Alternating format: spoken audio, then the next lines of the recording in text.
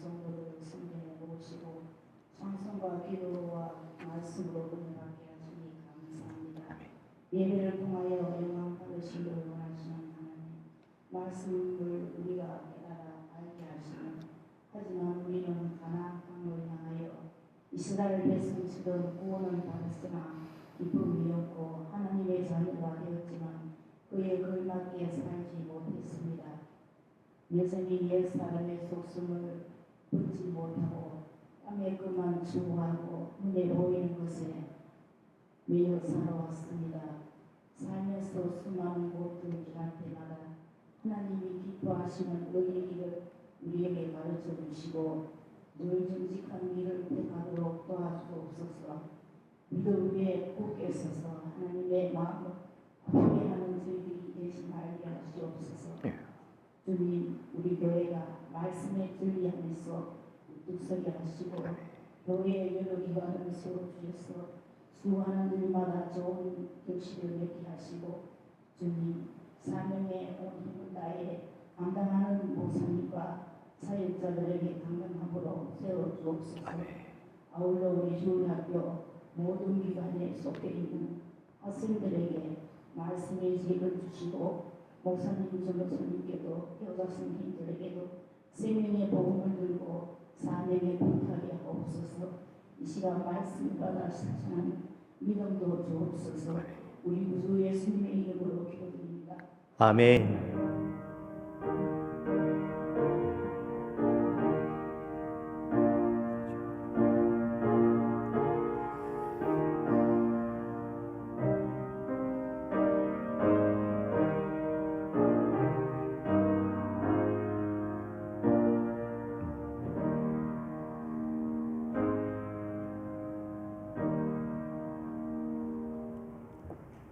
오늘 우리가 함께 찾으실 말씀은 마태복음 10장 29절에서 31절까지 말씀입니다. 마태복음 10장 29절에서 31절까지 말씀입니다. 제가 가진 성경으로 신약성경 15쪽에 해당이 됩니다. 29절로 31절 길지 않습니다. 우리 한 목소리로 합독해서 한번 읽도록 하겠습니다. 29절입니다. 시작. 참새 2마리가 한 아사리온에 팔리지 않느냐? 그러나 너희 아버지께서 허락하지 아니하시면 그 하나도 땅에 떨어지지 아니하리라. 너희에게는 머리털까지 다 세신 바 되었나니 두려워하지 말라. 너희는 많은 참새보다 귀하니라. 아멘. 우리는 계속 지금 하나님이 하시는 일, 즉 하나님의 사역에 대해서 배우고 있습니다. 오늘은 그 하나님의 사역 중에서도 섭리에 대해서, 섭리의 개념, 섭리가 무엇인지에 대해서 좀 보려고 합니다. 하나님이 하시는 일, 하나님의 사역, 그건 크게 세 가지로 이루어진다고 했습니다. 작정과 창조와 섭리. 근데 이 세 가지를 하나로 묶어가지고 하나님이 하시는 일일 걸 그냥 작정 이렇게 보셔도 됩니다. 왜 그럴까요? 작정이 뭡니까? 쉽게 말하면 하나님이 어떤 일을 하려고 하면 계획을 세우시겠죠. 그 계획입니다. 계획. 쉽게 얘기하면 계획. 근데 그 계획을 하나님께서 세우기만 하시고 안 하시는 분이 아니죠. 하나님이 계획을 세우시고 마음을 먹으셨다는 말은 이미 이루어졌다는 말입니다. 하나님은 당신이 하고자 하시는 일, 그 사역, 그 하시는 일 전체를 사역이라고 보면 그걸 작정하십니다. 계획을 세우십니다.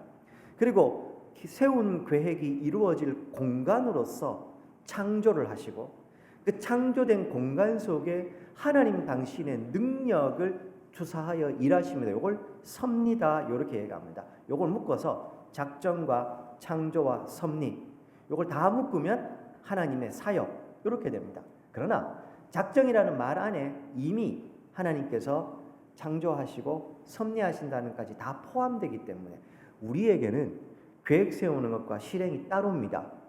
말하는 거하고 행동하는 거하고 따로입니다. 그러나 전능하신, 그래서 무한하고 영원하시고 불변하신 하나님의 입장에서는 그분의 말씀하시면 곧 성취됨입니다. 그분이 마음 먹으시면 곧 이루어짐입니다. 그분이 계획을 세우셨다는 것은 곧 성취됨이 되는 겁니다. 요거까지 이해되셨습니까? 그래서 우리는 지금 하나님의 사역, 작정, 창조, 섭리 요걸 배워가고 있습니다. 근데 그 중에서 지난 시간까지 창조에 대해서 배웠습니다. 창조 일반에 대해서, 인간의 창조에 대해서. 오늘은 섭리, 하나님께서 이 작정의 공간이 창조를 하시고 그 창조된 공간에 하나님 당신의 작정을 이루시기 위해서 하나님께서 당신의 능력을 통해 완전하게 이제 이걸 이루시는 일하심, 요걸 섭리인데 요 섭리에 대해서 오늘 우리가 좀 배워가려고 합니다. 자, 먼저 이 섭리의 개념입니다. 웨스트민스터 소요리 문답 제 11문입니다. 요렇게 이야기합니다. 질문: 하나님의 섭리하시는 일은 무엇인가? 요걸 조금 다르게 표현하면 하나님의 섭리의 사역은 무엇입니까? 요렇게 묻습니다. 쉽게 얘기하면 섭리가 뭐냐? 이렇게 묻는 겁니다. 답입니다. 조금 긴데요. 여기까지가 요거는 제가 다른 버전으로 해본 거니까 요 위에 거 한번 읽어가도록 하겠습니다. 시작. 하나님의 섭리하시는 일은 지극히 거룩함과 지혜와 권능으로서 모든 창조물과 그 모든 행동을 보존하시며 치리하시는 일이다. 조금 쉽게 다르게 얘기하면 하나님의 섭리의 사역은 하나님이 가장 거룩하고 지혜롭고 권능 있게 자신의 모든 창조물과 그 모든 행동을 보존하시고 통치하시는 겁니다. 요게 섭리에 관한 정의가 됩니다. 그냥 놓고 봐서는 뭔가 좋은 말인 것 같긴 한데 잘 이해가 안 됩니다. 하나씩 좀 떼어서 보려고 합니다. 요 진술 안에요, 섭리의 정의도 들어가 있고, 그럼 그 섭리의 대상은 구체적으로 어디고, 하나님께서는 섭리하시는 방식은 어떤 건지, 정의와 대상과 방식, 요 세 가지가 요 짧은 진술 안에 다 들어 있습니다. 그래서 이 교리는, 요런 요리 문답들은 함축적으로 하나하나를 기록하기 때문에 정확하지만 동시에 우리가 이해하려면 좀 풀어서 설명하는 게 필요합니다. 하나씩 좀 보겠습니다. 먼저 섭리의 정의입니다. 자막 두 번째입니다. 자, 섭리의 정의가 어떻게 됩니까? 한번 읽겠습니다. 섭리의 정의 시작. 보존하시며 치리하시는 일.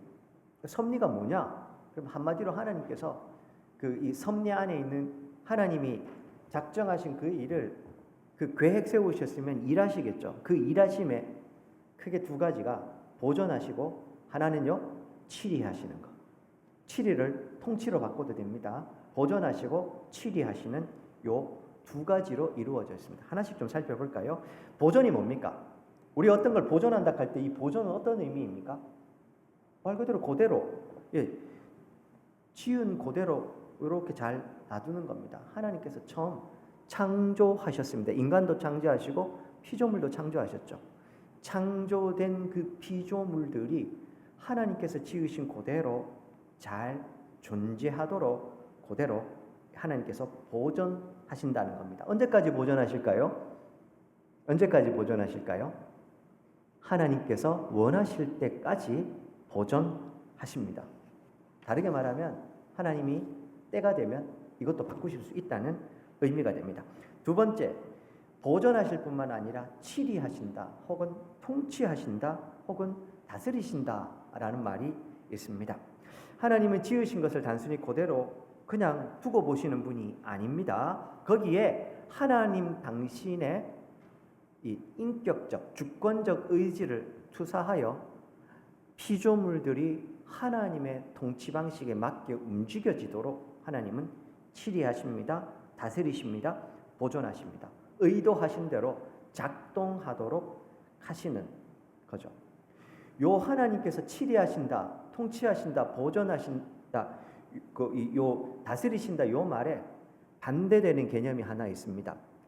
뭐냐면 범신론이라고 합니다. 그게 뭐냐 하면 신이 있는데 그 중에서도요, 그 범신론 안에서도 여러 개념이 있는데 그 중에 하나가 뭐냐 하면 하나님은 세상을 짓긴 하셨지만, 지어놓으시긴 했지만 그 지어놓으신 세계 속에 법칙만 만들어 놓고 더 이상 개입하지 않는다는 겁니다.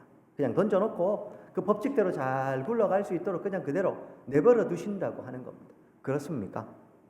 마치 자동화 프로그램처럼 우리 그 컴퓨터 프로그램에 이렇게 자동화 프로그램 딱 만들어 놓고서는 그거대로만 작동하도록 그러고 하나님 발장 끼고 모른 척하고 보고 계시는 분입니까? 아니죠. 인격적인 하나님께서는 지으신 피조물과 인격적으로 역동적으로 상호작용하시며 관계를 맺으시며 당신의 뜻이 그 피조물 속에 그대로 이루어질 수 있도록 적극적으로 개입하고 다스리고 계시는 겁니다. 사실 우리의 눈을 조금만 더 크게 뜨면 그런 일하시는 하나님을 우리는 얼마든지 보게 됩니다. 제가 가끔 예를 들어 드리는데 사택의 앞에 크지 않은 이 마당이 좀 있습니다. 그 마당 한쪽 구석에요. 매년 피는 꽃들의 종류가 달라집니다. 제가 거기다가 무슨 대단한 어떤 행위를 한 것도 아닌데 제가 알아서 매년 어떤 식으로든 홀씨가 날라오든 해서 피는 꽃들이 다릅니다. 특별히 그 중에서 그 지역에는 한 구석에는 매년 매꽃이 핍니다. 제가 왜 매꽃을 자꾸 얘기하냐면 그 무더운 여름에 그 꽃이 피는데 참 예쁩니다. 제가 뭔가 거기 한 건 아닌데 때가 되면 날아와서 때가 되면 6월, 7월 되면 피고 그렇게 됩니다. 제가 하지 않았지만 하나님께서 당신이 지으신 피조 세계를 다스리고 계시기 때문에 그런 겁니다. 저는 대파가 다년생 식물이라는 거 여기 와서 알았습니다. 뿌리만 살아있으니 그거 다 밀어버려도 겨울에 얼어 죽지도 않고 이듬해 봄 되면 또 순이 나오고 또 순이 나옵니다. 제가 뭘 하지 않아도 지가 알아서 때가 되면 나옵니다. 하나님이 통치하시고 다스리기 때문입니다. 너무 당연한 이야기를 하고 있죠. 그 당연한 우리의 일상 속에 사실은 우리가 눈을 조금만 들고 우리의 생각을 조금만 바꿔서 보면 모든 게 다 보존하시고 통치하시는 하나님의 섭리의 손길이라는 걸 우리가 알게 됩니다. 다음 자막입니다. 그러면 섭리하시는 하나님께서 이 보존하시고 통치하신다고 했는데 정인데 그러면 대상은 뭐냐? 하나님이 섭리하시는 그 대상은 뭐냐? 쉽게 얘기하면 하나님이 섭리하시는 누구를 섭리하시냐 이 말입니다. 섭리의 대상 모든 창조물과 그의 모든 행동들. 중요합니다. 모든 창조물과 그 모든 행동들에 대해서 하나님은 섭리하십니다. 즉 다스리고 보존하시고 통치하십니다. 이 말 안에는요, 오늘 내가 살아가는 내 삶 전부를 하나님께서 섭리하신다는 거 포함됩니다. 나와 상호작용을 맺는 내 일상의 모든 과정들이 사실은 하나님의 섭리, 즉 하나님의 섭리의 대상으로서 존재한다는 말입니다. 우리의 삶 주변에 나아가 이 땅 전부에 그리고 조금 더 범위를 넓혀보면 지으신 모든 피조물, 우리가 천체라고 하는 것 있죠. 해, 달, 별, 그 어떤 것도 하나님의 섭리에 예외는 없습니다. 성도의 삶에 일어나는 모든 일들은 그런 의미에서 다 하나님의 섭리의 대상이요, 하나님의 섭리가 이루어지고 있는 겁니다. 지난 한 주 동안 어떻게 사셨는지 모르겠습니다만 우리가 살아온 모든 순간에 하나님의 섭리는 작용했고 그 섭리의 순간을 한 주 동안 살아오셔서 오늘 우리가 여기 앉아 있는 겁니다. 믿으십니까? 우리가 이 부분에 대해서 내가 이건 아멘으로 고백하든 고백하지 않든 이건 사실입니다. 내가 인식하든 인식하지 않든 하나님은 여전히 우리의 삶 찾아오셔서 섭리하고 계신다는 겁니다. 인간뿐만 아니라 모든 것들이 그 섭리의 대상이 되고 나아가 그 모든 피조물들의 모든 행동이 섭리의 대상이 되니까요. 내 주변에 일어나는 모든 일들도 사실은 하나님의 섭리 안에서 이루어지고 있는 겁니다. 이해되지 않는 순간이 있죠. 우리 일상을 살아가다 보면, 인생을 살다 보면 아무리 생각해도 이해되지 않는 일들이 있습니다. 저 일은 왜 이렇게 일어났을까? 저 사람은 왜 저렇게 나한테 행동할까? 이 일은 왜 이렇게 이루어졌을까? 그런데 궁극적으로 이 모든 일들은 하나님의 섭리의 대상이라는 것을 우리가 잊지 말아야 됩니다. 그래서요, 들풀에 깃들어 있는 하나님의 섭리하심을 정확하게 이해하고 바라볼 수 있는 우리들이 되기를 소망합니다. 들풀에 깃들어 있는 하나님의 섭리를 볼 수 있어야 장미와 백합화에 깃든 하나님의 섭리도 정확하게 제대로 볼 수 있다는 말씀. 자, 그래서 자주 드리는 겁니다. 근데 참 안타깝게도 우리의 눈에는 백합화와 장미만 보이죠. 우리 일상이 사실은 그렇지 않습니까? 우리가 하나님 감사합니다 하는 그 순간들, 그때만 감사합니까? 그건 그냥 우리가 인식한 감사일 뿐 사실은 우리의 일상 전부가 하나님께 감사의 영역이 될 수 있다는 겁니다. 물론 그 가운데 특별히 감사한 게 있을 수 있죠. 우리 인간이니까요. 근데 그럼에도 우리의 감사가 거기만 머물면 안 됩니다. 내가 특별히 하나님 참 감사합니다 해야 하지만 동시에 모든 삶에 하나님의 섭리의 손길이 있음을 알고 거기에 하나씩 발견하고 알아가는 우리들이 되면 좋겠습니다. 눈을 좀 크게 뜨면요, 어제도 오늘도 내일도 똑같았고 똑같았을 우리의 일상은 그런 의미에서 하나님의 섭리의 손길들로 가득합니다. 저는 우리가 이걸 볼 수 있으면 좋겠습니다. 일상 속에 하나님의 일하심을 잘 본다는 건 성도의 삶에 굉장히 중요한 겁니다. 어느 순간 우리는 이 소위 간증이 잘못됐다는 건 아니지만 거기에만 자꾸 우리가 주목하고 몰두하다 보면 특별한 어떤 일에만 자꾸 주목하게 되는 겁니다. 근데 그 특별함도 그냥 하나님의 섭리의 한 영역일 뿐인 겁니다. 내 관점에서 특별하고 내 관점에서 이게 대단한 일이지 하나님의 관점에서는 그게 과연 대단하고 특별한 일일까요? 그렇죠? 하나님을 우리가 이해할 때도 나 중심적인 이해보다는요, 하나님을 원래 하나님 되게 해드리고 우리는 그 하나님의 일하심에 그저 경외로서 반응하는 게 합당할 것 같습니다. 세 번째, 그 다음 섭리의 방식입니다. 지극히 거룩함과 지혜와 권능으로 하나님께서 섭리해 가십니다. 지혜와 권능으로 하나님께서 섭리하신다는 건, 즉 하나님께서 계획 세우시고 그 일을 하신다는 건 이해가 되는데 선뜻 거룩함으로 하나님께서 섭리하신다니까 이게 조금 이해가 안 됩니다. 도대체 왜 하나님이 이 섭리하시는 방식, 그러니까 하나님의 일하심의 방식이 거룩함일까? 한번 생각해 보셨습니까? 자, 거룩이라는 말의 다음 자막입니다. 거룩함에 대해서 좀 생각을 해봅시다. 섭리의 방식 첫 번째, 거룩함. 왜 이것이 거룩함이 섭리의 방식이 되는가? 거룩이 뭡니까? 제가 제일 쉽게 어떤 거라고 했습니까? 구별됨. 그래서 하나님께 속하게 됨. 똑같은 물컵이지만 이게 구별되어 하나님께 속하면, 즉 구약 방식으로 설명하면 성전의 기물로 사용이 되면 이건 거룩한 겁니다. 똑같은 물그릇이지만 일반 집에 있으면 이건 거룩한 그릇이 아닙니다. 구별됨과 혹은 그 하나님께 속하면 그런 의미이죠.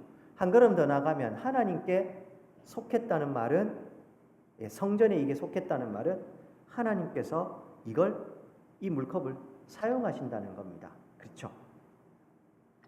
구별되어 하나님께 속해서 하나님께서 사용하시는 이 모든 것 거룩함 가운데 사용됩니다.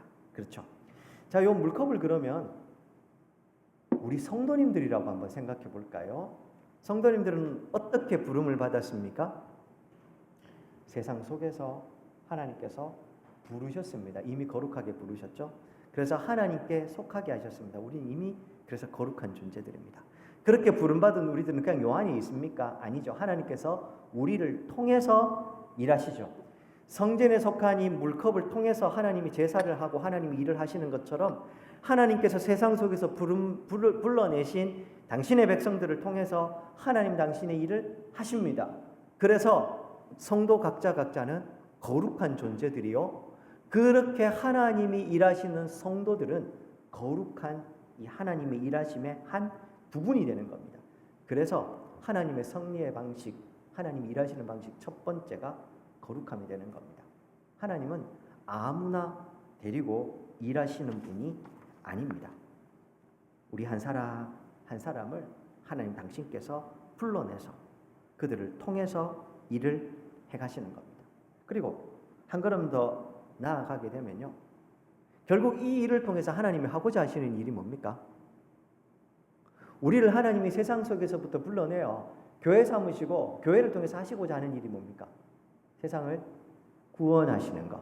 구원해서 뭐 하시겠다는 겁니까? 하나님과 관계를 옛날처럼 회복하여 맺겠다는 것. 그래서 뭐 하겠다는 겁니까? 궁극적으로 하나님의 나라를 함께 누리자는 것 아닙니까? 그래서 그 하나님의 나라를 온전히 누리게 되는 이 모든 게 다 거룩함의 영역에 속해 있는 겁니다.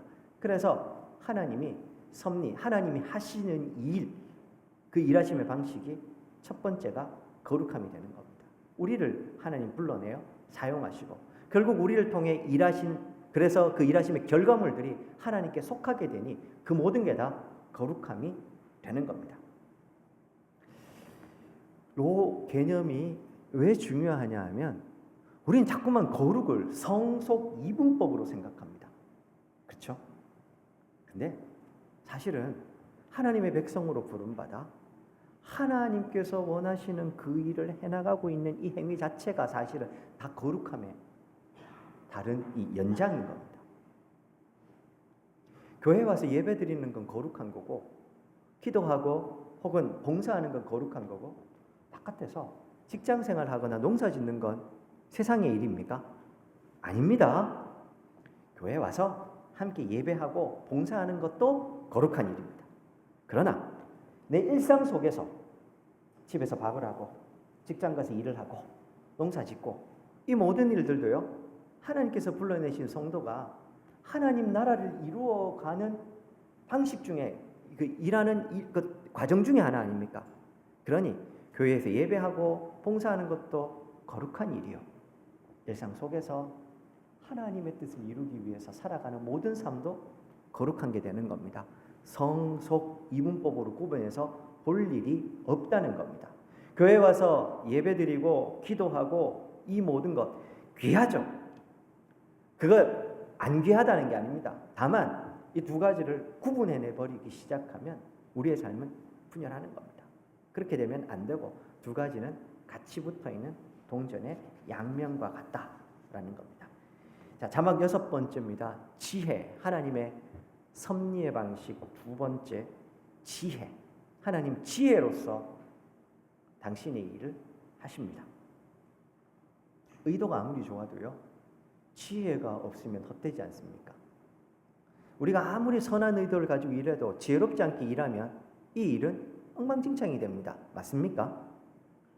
사람은 그렇습니다. 근데요, 하나님은 선한 작정을 가지셨습니다. 그리고 그 선한 작정을 이루실 능력도 있으십니다. 그리고 그것을 하나님의 때에 합당하게 이루시는 지혜도 있으십니다. 하나님의 지혜는 사람의 지혜와 달리 이 제한이 없으십니다. 무한하시고 영원하신 지혜죠. 하나님의 전능하심 속성 속에 지혜가 들어오기 때문에 하나님의 지혜로움은 완전합니다. 하나님의 지혜로운 이 충족, 모든 것을 다 만족하게 되는 겁니다. 이 말씀은 왜 중요하냐 하면요, 오늘 내가 하나님께 부름받아 하나님이 당신의 일을 하실 때 나를 통해 일하신다면, 그래서 우리 보통 하나님 내게 맡겨주신 이 사명을 감당한다 하죠. 하다 보면 내 생각과 다르게 현실이 이런 나를 자꾸만 넘어지게 하고 실망시킬 때가 있습니다. 아니, 하나님은 처음에 나를 이렇게 불러주셨고 내 나름대로 결정해서 이렇게 가는데 내 마음 같지 않는 거예요. 하나님 내게, 이 목회자들 입장에서 보면요, 처음 부르실 때 하나님 우리를 사역자로 이 목회자로 부르실 때 각자 그 부르심의 소명이 있거든요.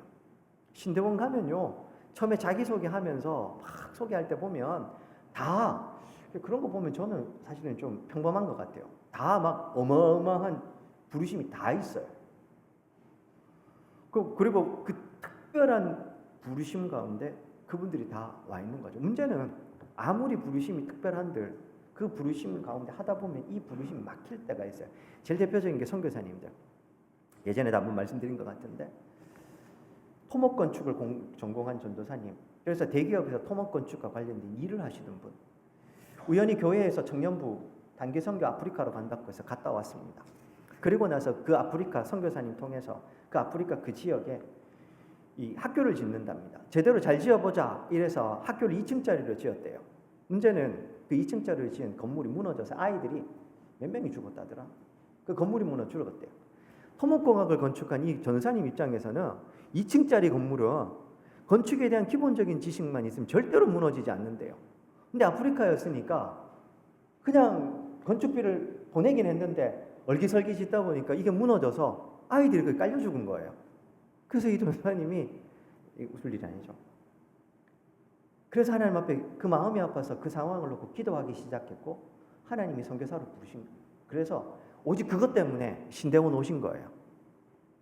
근데 문제는 선교사님들 중에 그렇게 부름받은 분들이 생각보다 많습니다. 제가 또 지금 요즘도 연락하는 제 형님 선교사님 한 분은 하나님이 아마존 정글로 부르셨대요. 이분은 자꾸 좀 제가 보기에는 똑똑하셔서 신학교에서 사역하면 좋겠는데 때만 되면 자꾸 아마존 정글에 들어가셔가지고 그 헐벗은 사람들과 똑같이 헐벗어서 몸도 안 좋으면서 맨날 그렇게 사셔요. 근데 그런 엄청난 부르심이 있어도 마음 같습니까? 내 마음 같지 않습니다. 다 준비했는데 비자 막혀버리고요. 다 준비했는데 루트가 막히는 선교사님들 얼마나 많습니까? 제가 선교사님들 이야기합니까? 우리 성도의 신앙도 마찬가지 않습니까?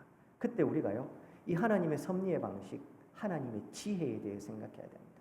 나는 알지 못하지만 지혜로우신 하나님은 그분의 무한하신 능력 속에서 당신의 뜻을 지혜롭게 가장 합당하게 이루시는 분입니다.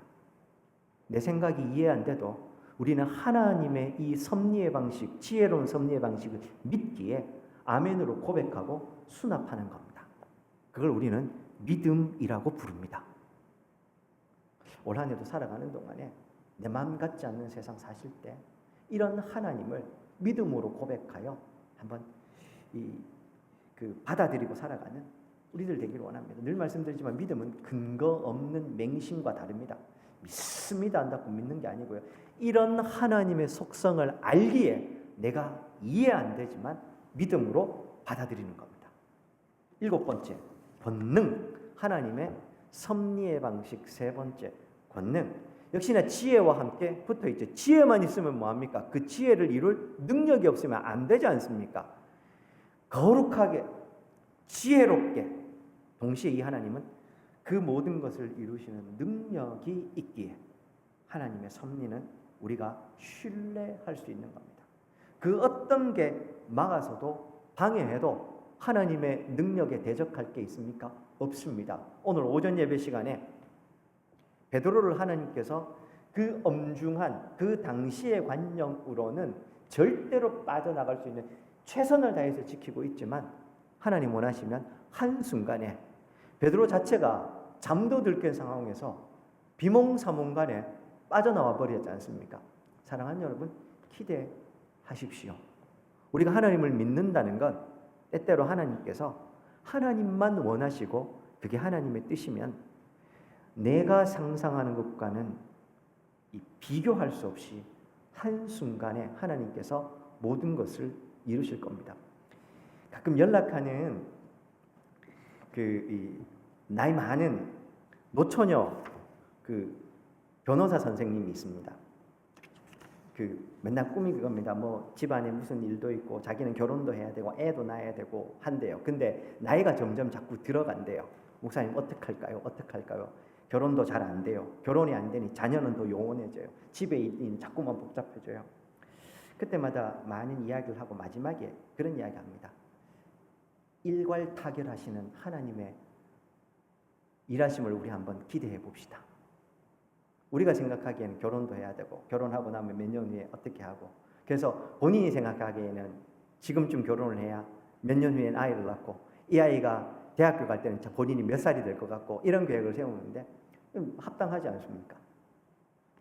근데 그때 마지막에 늘 그런 얘기합니다. 일괄타결하시는 하나님을 우리 한번 기대해 보자고. 우리는 이렇게 단계를 거쳐야 될 것 같지만 하나님 필요하시면 일괄타결해서 모든 거 한꺼번에 다 이루시는 분이시니까요. 그래서 아멘 합니다. 최근에 어떤지 잘 모르겠습니다. 연락을 한 1년 못 했는데, 사랑하는 여러분, 우리의 인생에서 저는 또 이 하나님의 섭리의 방식, 세 번째 권능을 보면서 또 그렇게 생각합니다. 우리의 삶에 그런 일들이 사람마다 다 한두 가지씩은 있지 않습니까? 혹시 그런 거 없는 분 있으십니까? 감사하시고 다음 주에 감사한 거 하십시오. 근데 제가 알기로는 대부분 다 뭔가 기도하는 순간에 되면 늘 이렇게 막히고, 또 기도할 때마다 남들한테 말하지만 나 혼자 끙끙 앓는 기도의 제목들이 있습니다. 일괄타결하시는 권능의 하나님을 기대하시고 그 하나님께서 역사하시는 올 한 해가 되기를 소망을 합니다. 마지막입니다. 결론적으로 섭리의 3요소, 보존, 통치, 협력. 우리 앞에서 섭리를 뭐라고 배웠습니까? 보존하시고 통치하시는 것만 배웠죠. 소요리 문답에서는 보존과 통치만 가르칩니다. 대요리 문답에 가면 하나 더 이야기를 해줍니다. 협력에 대해서 이야기를 합니다. 하나님은 보존하시고 다스리십니다. 그런데 보존하고 다스리실 때 협력하십니다. 누구와 협력하실까요? 우리 인생과 1차적으로 협력하십니다. 놀랍지 않으십니까? 사실은 하나님이 그렇게 하실 필요가 없습니다. 창조주시고 주인이시기 때문에 당신 마음대로 하시면 됩니다. 그런데요, 우리 인간이 인격적인 존재로 하나님과 교제의 관계를 누리는 관계이기 때문에 세 번째, 협력하시는 겁니다. 하나님 우리에게 당신의 일들, 사역이죠. 그 사역을 일하실 때, 섭리죠. 섭리를 이루실 때 일방적으로 해! 이렇게 될 거야! 라고 하시는 분이 아니라 우리와 협력하십니다. 그럼 협력하신다는 게 하나님 다 물어보고 이렇게 해줄까? 저렇게 해줄까? 이렇게 하시는 분입니까? 아니요. 제가 이걸 어떻게 설명했습니까? 인간의 자유의지를 훼손하지 않으며 그 자유의지와 역동적으로 반응하시면서 하나님 당신의 뜻은 완전하게 이루십니다. 이 진술이 왜 말도 안 되죠? 아니, 인간의 자유의지를 훼손하지 않으면서 하나님의 뜻은 또 이루신대요. 이 두 가지는 양립 불가능한 명제 같습니다. 하나님이 전능하시고 지혜로우신 분이기 때문에 가능한 겁니다. 우리에게는 양립 불가이지만 하나님에게는 가능한 일입니다. 그리고 이 두 가지가 동시에 필요한 이유가 뭡니까? 이 두 가지가 있기 때문에 인간은 자신의 선택에 대해서 책임을 지게 되는 겁니다. 자유의지를 하나님이 존중하지 않으시면 인간의 선택은 하나님 처음부터 이런 선택 안 하시게 하나님 잘 좀 하시죠. 나를 왜 이렇게 하셔가지고 책임 전가가 가능하죠. 인간은 핑계할 수 없습니다. 하나님은 그 자유의지가 훼손하지 않도록 존중하십니다. 동시에 그 자유의지와 역동적으로 반응하셔서 당신의 일들은 완전하게 이루시는 겁니다. 그래서 인간은 핑계할 수 없고 자신의 선택에 책임을 지는 겁니다. 동시에 하나님의 뜻은 하나님의 방법대로 하나님의 때에 이루어지는 겁니다. 이해 안 되십니까? 신비라고 합니다. 하나님의 섭리의 신비라고 우리가 부르는 겁니다. 이건 우리가 이해할 수 있는 영역이 아니라 이해를 넘어서 무한하시고 영원하시고 불변하신 우리에게는 없는 속성이죠. 하나님만 가지신 비공유적 속성을 알기에 그저 인정하고 우리가 받아들여야 되는 영역인 겁니다. 사랑하는 여러분, 마무리를 좀 하면서요, 이 협력하신다는 이 말을요, 곰곰이 앉아서 생각해 보면 이게 굉장히 놀라운 겁니다. 하나님께서요, 나 같은 존재와 협력하신답니다. 나는 피조물이고 그분은 창조주신데 나와는 비교할 수 없는 그 창조주 하나님께서 나처럼 연약하고 부족한 많은 인생과 협력하여서 당신의 뜻을 이루어 가십니다. 이거 얼마나 놀랍습니까? 우리는 특별히 창세기 아브라함을 비롯한 창세기 믿음의 족장 4대를 통해서요, 하나님이 어떻게 인간과 협력하여 당신의 역사를 이루어 가시는지 봅니다. 그리고 그런 하나님의 이런 협력적 사역이 극단적으로 드러난 게 창세기에 보면 몇 가지가 나옵니다. 그 중에 제일 그 중에 대표적인 게 바벨탑 사건입니다. 분명히 하나님께서는요, 노아의 홍수 이후에 생육하고 번성하라고 말씀하셨거든요. 번성하려면 나누어져야 됩니다. 흩어져야 되는데 이 악한 인간들이 안 나누어지려고 바벨탑을 쌓은 것 아닙니까? 근데 하나님께서 그 바벨탑을 무너뜨리시고 언어를 다양하게 해서 흩어버리시지 않습니까? 인간은 분명히 악한 의도로 바벨탑을 쌓았지만 오히려 그 악한 의도를 통해 하나님은 생육하고 번성하라는 당신의 일을 이루어 가십니다. 또 제가 가끔 인용하는 것 중에 다윗이 범죄했죠. 천인공노할 죄를 한번 많이 범죄하지만 그 중에 하나 밧세바를 범하고 우리아를 죽여버리지 않습니까? 근데 그 밧세바가 낳은 아들이 솔로몬입니다. 하나님의 구속의 역사를 이어가시는 하나님의 일하심의 통로가 됩니다. 말도 안 된다고 할 수 있지만 하나님은 그렇게 인간의 자유의지와 협력하여 역동적으로 반응하며 당신의 일들을 실수 없이 완전하게 이루어 가시는 겁니다. 이렇게 생각하면 두 가지가 생기죠. 첫째, 내가 오늘 하는 말, 행동, 결정들에 무한한 책임감이 생깁니다. 내가 정말 신중하게 말하고 신중하게 생각하고 하나님 앞에 합당하게 살아가야 되겠구나.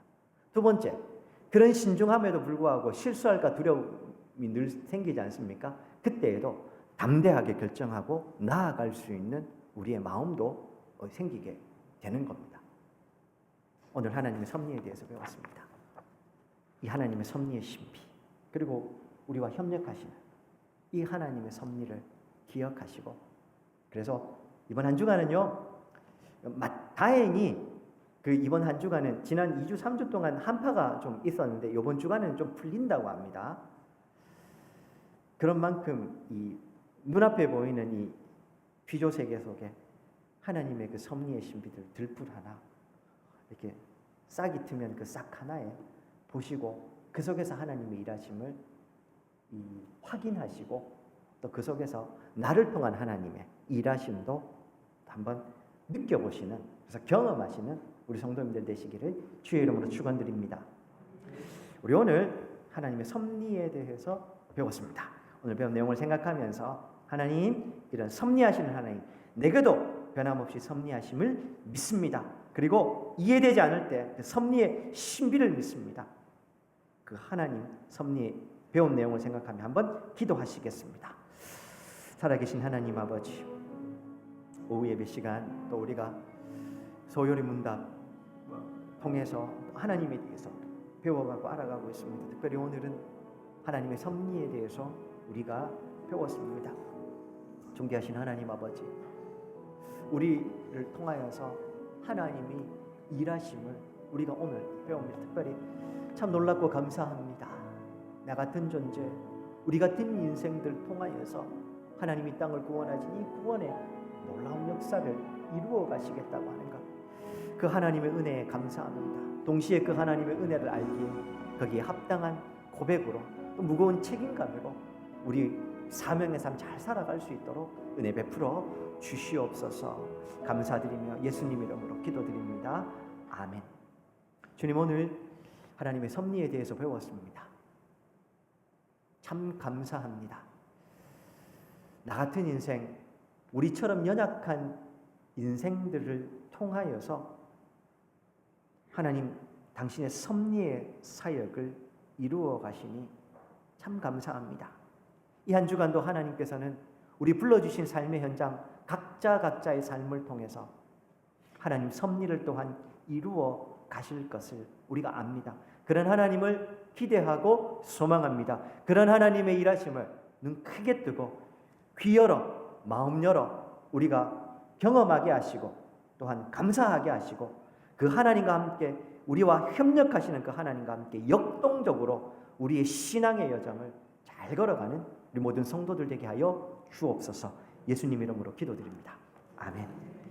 지금은 우리 주 예수 그리스도의 은혜와 하나님 아버지의 극진하신 사랑과 성령의 위로 교통 충만 역사하심이 하나님의 그 놀라운 섭리하심을 믿음으로 고백하며 이 한 주간도 그 섭리의 신비 가운데 감격하며 감사하며 협력하며 살아가길 소망하는 우리 모든 성도님들 머리 위에, 우리 교회 위, 이 땅의 교회 위에 이제로부터 영원토록 함께 있을지어다.